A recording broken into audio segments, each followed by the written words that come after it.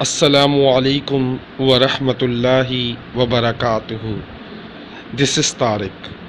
وہ مجھ سے پوچھتے ہیں عبادت کیا ہے؟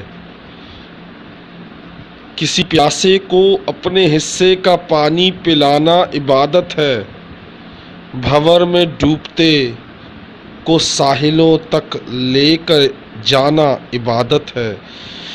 کہیں ہم راز سارے کھول سکتے ہوں، کہیں پر ہم راز سارے کھول سکتے ہوں، مگر پھر بھی کسی کی بے بسی کو دیکھ کر خاموش رہ جانا عبادت ہے۔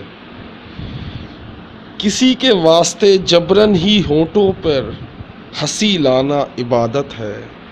کہیں بارش میں سہمے بھیگتی بلی کے بچے کو ذرا سی دیر کو گھر لے کے آنا عبادت ہے۔